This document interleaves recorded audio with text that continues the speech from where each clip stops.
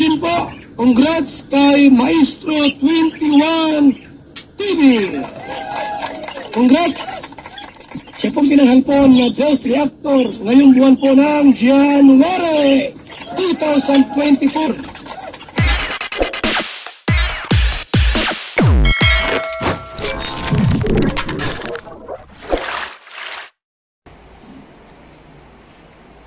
Okay mga kalingap, isa na muling mapagpalang umaga, tanghali, gabi po sa inyong lahat.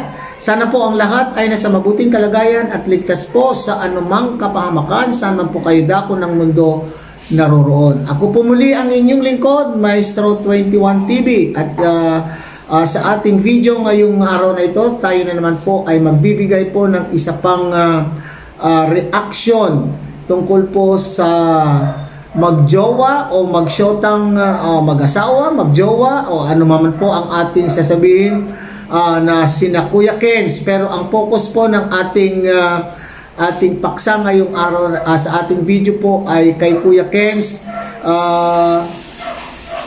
Dahil alam po naman po ninyo, mayroon po tayong may pakiusap po sa atin ng ating ama at founder po ng Kalingap na kung maaari ay hindi po tayo magbibigay ng anumang reaction para kay Pinyel. Pero dito po sa reaction video na ito ay hindi po natin maiiwasan mga kalingap na hindi mabanggit po ang pangalan po ni Pinyel sapagkat alam po naman po ninyo na konektado itong dalawang ito.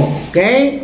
So bago po yan, isa munang pagbati sa ating ama at founder po ng Kalingap, Kuya Bal Santos Matubang, Ate Edna Vlog, Kalingap Rob, Kalingap Dan, Kuya Brooks Vlogs, and Ruel of Malanag. Kung bago lang po kayo sa ating munting channel, sana po inyo rin pong suportahan sa pamamagitan po ng pag-like, share, subscribe, at tuloy pindutin na rin po ang notification bell para sa ganon ay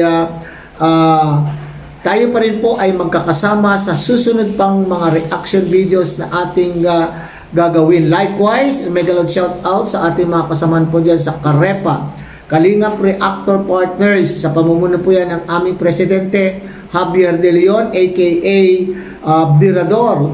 At ganun din po sa ating mga kasamahan na Kalingap Partners, Kalingap Charity Vloggers. Magandang araw po sa inyo lahat. Ganun din po sa ating mga kapatid po dyan sa Team Siomay ng Kalahi Community and of course, ang buong Kalahi Community. Okay, una po sa lahat ay hindi po tayo nangingialam. Okay?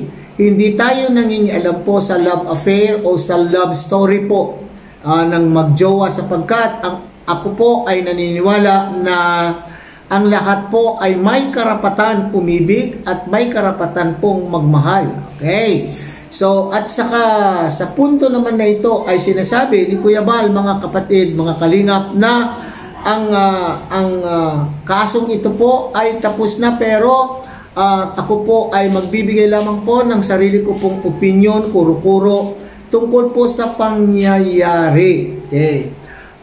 Dahil may kaugnayan po ito dito sa ating paksa. Okay? Sana nga lamang ay nandun po tayo sa punto na tayo po ay na sila po ay may karapatan. Pareho naman po silang mga dalaga at binata, sila po ay karapatan po nilang umibig sa bawat isa pero ang tinutulig sa lamang po ng marami na nakasubaybay po sa kwento po ni Pinyel ay yung sana ay noong tinatanong po nila ay sana ay hindi inilihim kumbaga sa ama at founder po ng Kalingap sapagkat itong dalawang ito po ay na magjowa ay sila po ay nakapisan doon mismo sa founder po ng Kalingap at alam po naman po ni Kuya Kenz, mga kapatid, mga Kalingap, na itong si Pinyel ay inaruga bilang anak dahil ipinagkatiwala po ng mga magulang po ni Pinyel kay Kuya Bal at kay Ate Edna.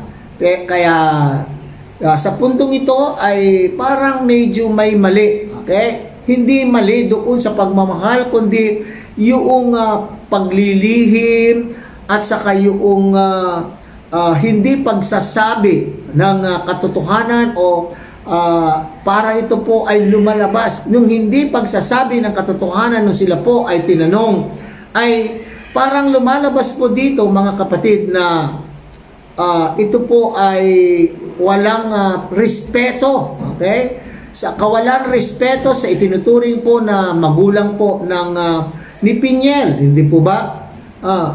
Kung may pag-iisip, kung yung sinasabi po ni Kuya Kenz na siya po ay malinis ang kanyang hangarin kay Piñel, di sana ay nagtapat na mismo. Noon pa man po siguro, unang-una pa lamang na mayroon na po siyang nararamdaman, kung totoo man ang kanya pong nararamdaman kay Piñel, ay dapat nagpaalam na mismo doon sa itinuturing na ama-amahan ni Piñel na para sa ganon ay hindi paghihinalaan po ng ating mga netizens, ng ating mga taga-suporta, ng mga kalingap supporters, lalo na nga po sa mga taong sumubaybay po sa kwento po ni Piñel. So doon sa puntong yun ay medyo sablay po si Kuya Kenz po dito mga kapatid. At sa bandang huli, aamin din lang pala sila, pero pinahirapan pa po ang mga taong naghanap sa kanila. Pero sabi nga po ni Kuya Bal, mga kalingap, ay ito po ay closed books na. At nandyan po sa ating thumbnail, bakit po sinabi ko po dyan, nilagay ko po dyan, nakahanap nga ba ng forever si Kuya Kenz or nakajackpot ng dahil po sa pagkakaroon ng magandang content. Alam po naman natin na si Piñel po ay isa rin po sa mga viral. Kung hindi man viral na viral, ay trending po na subject po ng kalingap. Okay. So, tuloy, nagdududa po ang marami na hindi kaya si Kuya Kenz ay sinasamantala. Okay. Sinasamantala po ang pagkakataon. Okay. Sinasabi po natin dyan, nakahanap kaya ng jowa o nakahanap ng content para magkaroon po ng views. Kung inyo pong bibisitahin ang channel po ni Kuya Kenz mga kapatid, ay kapareho ko lang po rin naman, kapareho ko rin naman, lang naman ang kanyang mga views, lalo na nga po kung ang kanya pong ang vlog ay tungkol po sa charity. Pupugak-pugak din po ang views. Okay, na obserbahan po ng inyong lingkod at ang mga iba pang mga reactor na para bagang itong si Kuya Kenz ay sinasamantala yung pagiging trending po ni Piñel at na parang nasanay na po siyang i-vlog si Piñel na araw-araw. Okay, panay-panay na po ang pag-vlog kasi nakatikim po si Kuya Kenz ng magandang views noong itinuntent po niya ang kanya pong jowa o itinuturing na shota or girlfriend, di ba? So kaya siguro doon po ang nagka-idea po si Kuya Kenz na si Piñel na lamang po ang kanya pong tututukan. Ngayon, okay, mayroon bang mali rito mga kapatid? Yung katanungan kung mayroon bang mali dito na i-content ni Kuya Kenz si Piñel. Okay. Alam po naman natin, aware po tayo mga kapatid, mga kalingap, na dito po sa kalingap ay may rules. Okay? May rules na nagsasabi na kapag hindi mo scout, ay dapat hindi mo ito i-content. Okay? Scout mo, yun to po yung rule ng kalingap na scout mo, content mo. Sino ba ang naka-scout? Kay Piñel, hindi bagasi, kalingap Tatay Papsi ang discover or naka-scout po kay Piñel. O ngayon, baka mamaya sabihin naman po tayo dito mga kapatid, sabihan din tayo ng iba pa nating mga kasamaan reactor na naiiba yung sitwasyon sapagkat sila po ay magjowa. Okay? Wala bang karapatan si Kuya Kenz sa i-vlog niya po yung kanya pong jowa o kanya pong shota? Para sa akin ay mag-stick po tayo sa rules mga kaibigan. sapagkat si Kuya Kenz ay itinuturing pang kalinga partner. So makatwid, kinakailangan ay sumunod itong si Kuya Kenz sa patakaran po ng kalinga. Ngayon, kung inaakala po niya na tama lang din na siya po ay mag-content sa kanya pong syota dahil sapagkat sa kanya naman po nakatira, at sapagkat itinuturing niya po itong asawa na, kung halimbawa man nagtuturing niya na po silang mag-asawa, at nasa isip po niya na siya po ay may karapatan na mag-vlog po kay Piñel, then siguro bilang respeto, or kung itinuturing pa po niya ang kanyang sarili na siya po ay isang kalingap, ay siguro ay mas maganda kung siya po ay magpapaalam kay Kuya Bal at sabihin ang kanyang intensyon, o sabihin niya po doon ang kanyang hangarin na siya po ay mag-vlog paminsan-minsan po kay Piñel, or mag-content paminsan-minsan po kay Piñel. Ngayon,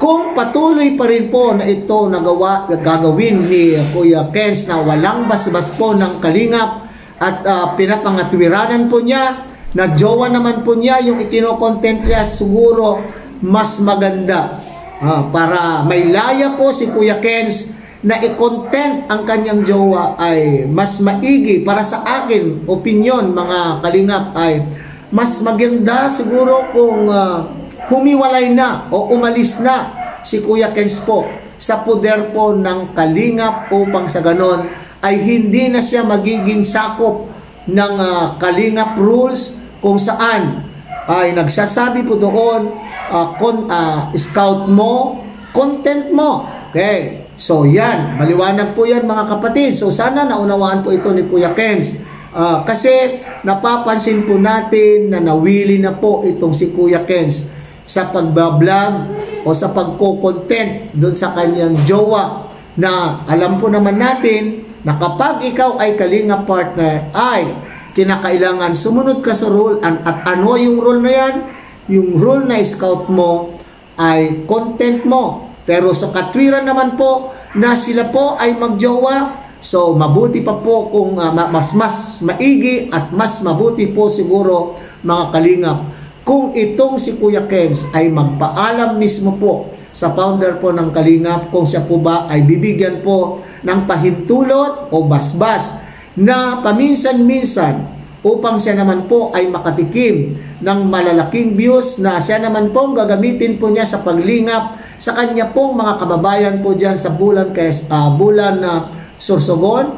Well and good kung siya po ay papayagan po o pahihintulutan po ni Kuya Bal Santos Matuba. Pero for the meantime, mas maigi po na makipag-ugnayan po si Kuya Kenz sa founder po ng Kalingap, at nang sa ganon ay maging legal at wala na pong mag-question po sa pagko-content po niya kay Piñel. Alright, so yan lang po ang ating reaction ngayong araw na ito, at muli pinapakiusap po ng inyong pong lingkod. Tangkilikin po natin Kuya Bal Santos Matubang, Ate Edna Vlog, Kalingap Rob, Kalingap Dan, Kuya Brooks Vlogs, and Ruel of Malalag. At huwag niyo rin pong kakaligtaan na suportahan po ang munting channel na ito sa pamamagitan po ng pag-like, share, and subscribe. At tuloy pindutin na rin po ang notification bell para sa susunod pa pong mga reaction videos na ating gagawin, na kagaya po nito ay tayo pa rin po ay magkakasama. Muli, isang mapagpalang umaga, tanghali, gabi po sa inyong lahat. Mabuhay po kayo, and God bless everyone.